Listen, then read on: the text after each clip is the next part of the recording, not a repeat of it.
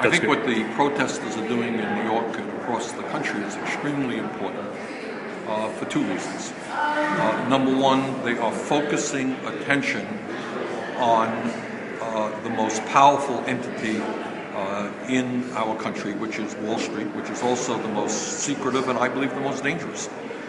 Let's never forget, ever forget, that it was the greed and recklessness and illegal behavior of Wall Street which plunged us into this horrible recession, which resulted in millions of people losing their jobs, their homes, and their life savings. So we have got to continue to focus on the greed of Wall Street, and we've got to bring about real reforms to end the kind of abusive behavior that is taking place there. Second of all, I think it is absolutely appropriate that the protesters are now forcing a debate and a discussion in this country on the huge issue of income and wealth inequality. It is very hard. We're right here, right? The United States Senate the floor of the Senate is 100 feet away from us. And I got to tell you, there are very few people who talk about that issue, something I've been talking about for years. But we do have to ask whether it is morally and economically appropriate that 400 people in this country own more wealth than the bottom half of America, 150 million people. So that discussion is terribly good. Now, where I hope this movement goes is to generate grassroots activism, bring more and more working families, middle-class people, young people into the political process to demand a progressive agenda so that the Congress, so that state legislatures, local government begins to respond to the needs of ordinary people rather than the incredible influence of big money. So. What's up, guys? Why am I doing this short video? Well, it's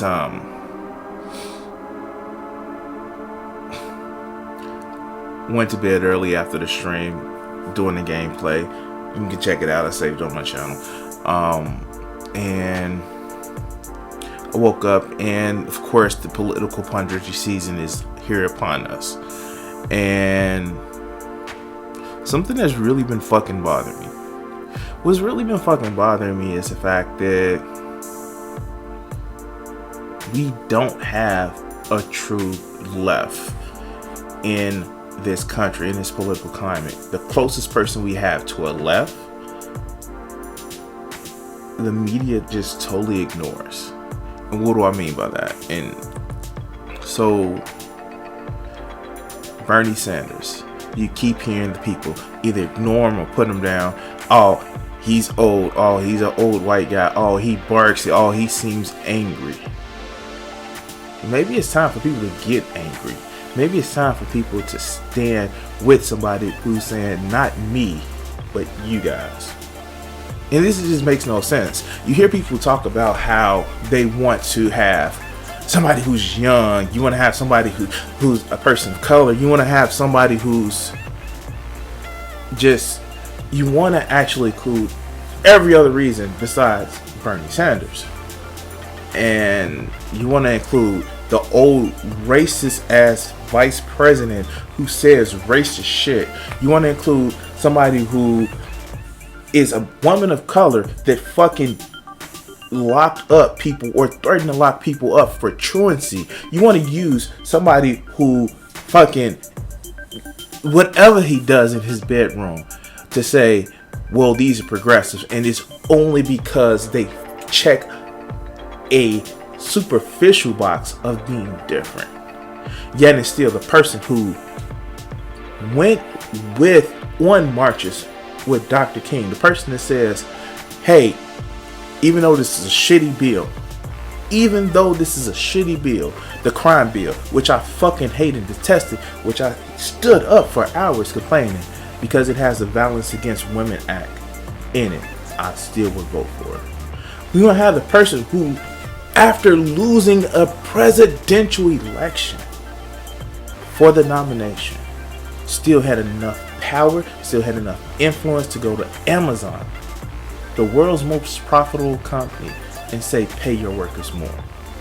Disney, the world's leading company with IP, and say, pay your theme park employees more.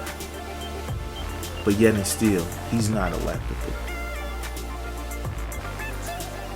was funny, and I played this video at the beginning of the clip, where you have Bernie Sanders talking about how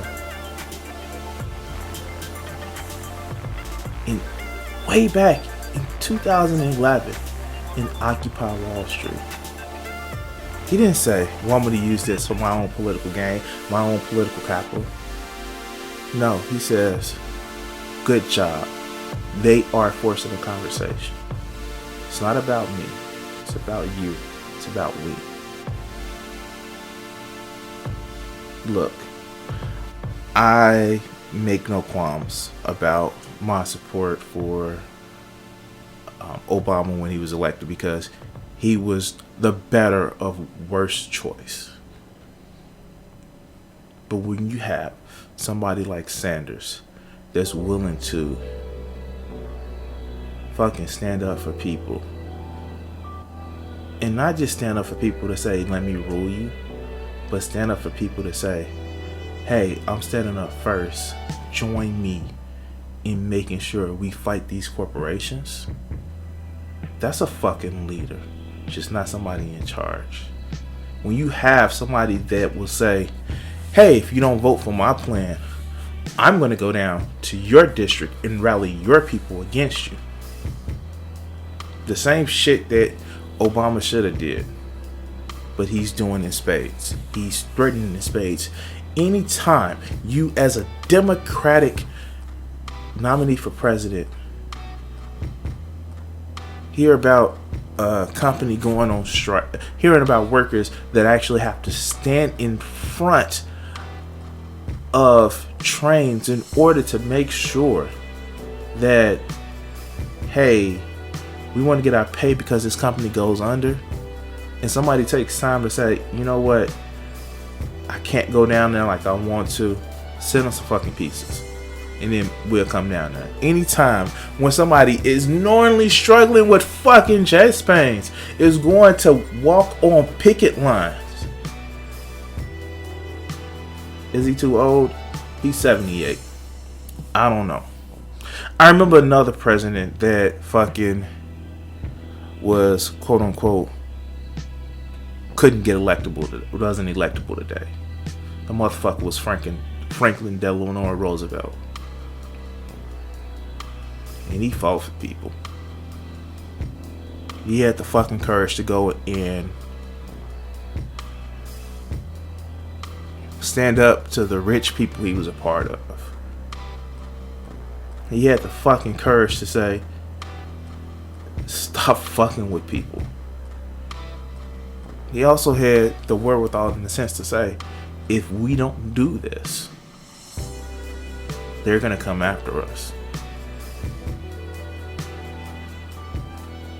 Look, you can have your opinions, and I know I differ from a lot of people.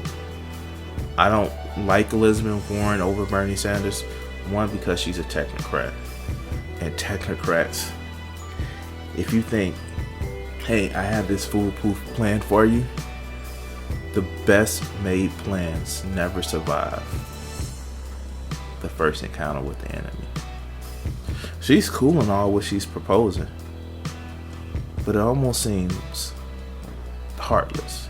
There's thought behind it, but it's not that emotion. And she's using, well, I'm a woman, to be elected. We tried that. Granted, Elizabeth Warren is a better president, is a better contender than Hillary Clinton. But how many people do you rally to say, it's not just me changing, it's all of us changing?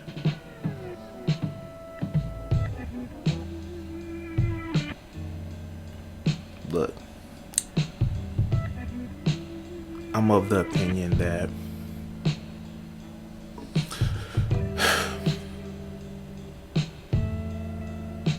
whoever you choose it because of their policies, not because they look like you, not because you want to make some bold progressive stands.